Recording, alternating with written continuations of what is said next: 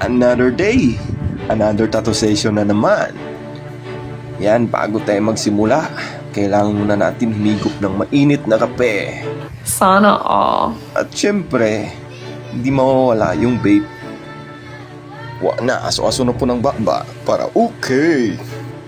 Bago simulan yung preparation natin, ay kailangan naka-medyas tayo. What? Para hindi kakalat or didikit yung mga germs saan-saan. Ganito lang pagsuot ng gloves. 1, 2, 3, puk! Ayun. Parang magic. Yan sa kabila na naman. 1, 2, 3, puk! Yun. Gayahin nyo para okay. Bago natin ilagay yung gamit natin, ay kailangan natin ng sapin. Siyempre kailangan yan para kapag may tumalsik, lalo na yung puting ink. Sana all. Yan yung tinatawag na absorbent pad. Ito naman yung tattoo foaming soap. Siyempre kung may panghugas, may pampadulas din tayo. Tattoo Glide. Oh my God! Wow! Shoutout din sa Usus Tattoo Supplies, most trusted na mga tattoo items. Search nyo lang po sa Shopee or Lazada.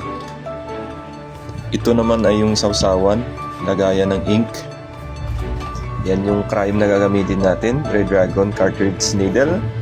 So pangtusok natin. Pangtusok ko sa'yo. Yan naman, lagayan natin ng purified water. Ito naman ay Black Magic naming spray, papamanhid kahit iwan ka niya ng walang dahilan, hindi ka masaktan. Pwede na! Dynamic ink, yan triple black.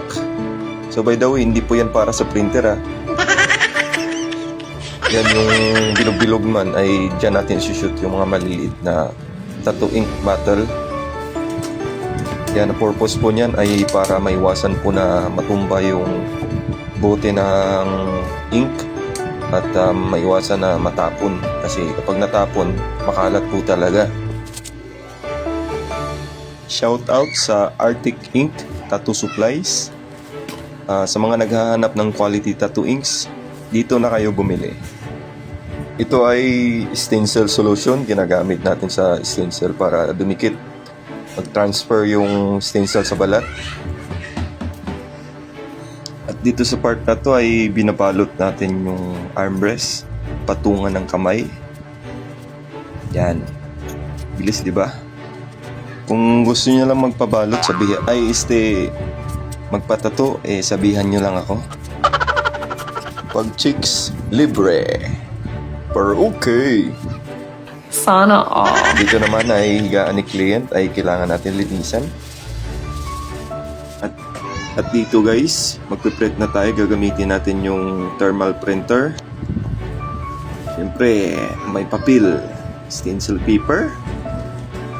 At ano pa, kailangan natin po yung gupitin yung dilaw sa likod. Gagamitan natin ng scissors.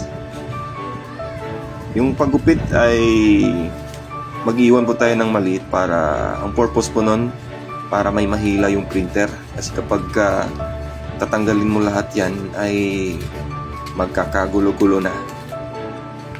Yan lang, iwanan natin ng ganun kaliit. At yung puti din sa loob na papel, yung protection paper, yan, tatanggalin din po natin yan. Yung purpose po niyan ay para mas malinaw yung pagkakadali natin, mas malinaw yung kalalabasan ng pagpiprint natin. Yan. Yeah.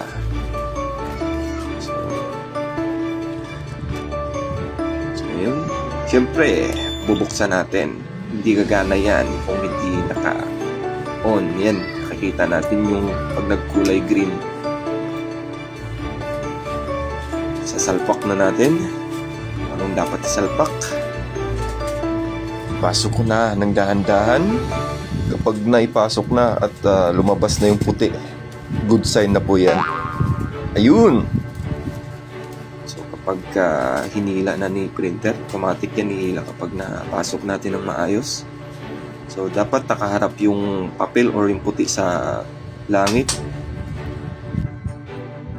At dito naman sa part na to ay kailangan natin mag-edit.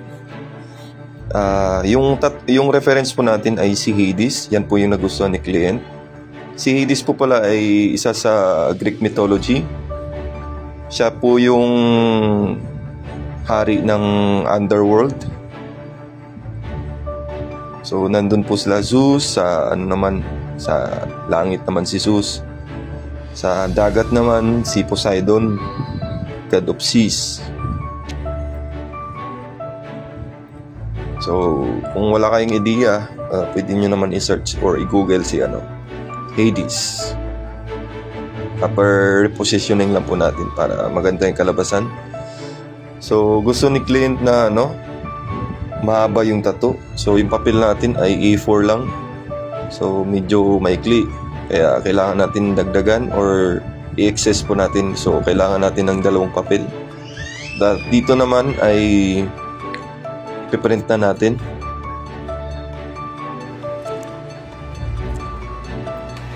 Ayan.